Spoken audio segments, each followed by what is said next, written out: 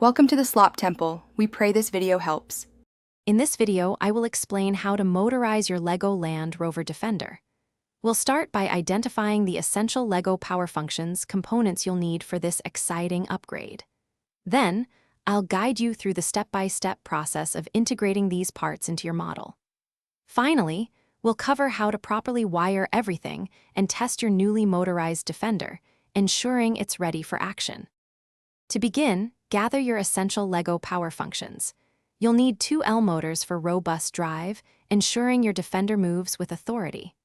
A battery box is crucial for powering everything, and an IR receiver paired with a remote control allows for easy operation.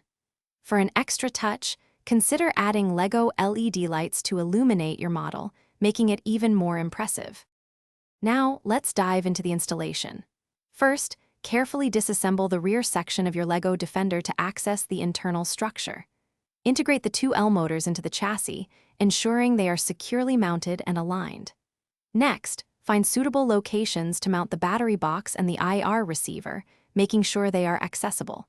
Finally, connect all your power functions components using the correct LEGO cables, paying attention to proper routing.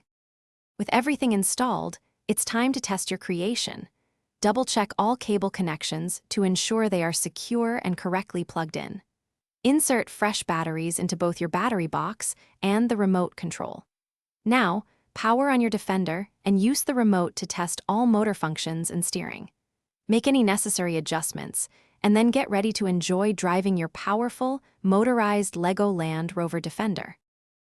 Thanks for watching. Consider subscribing if we helped you.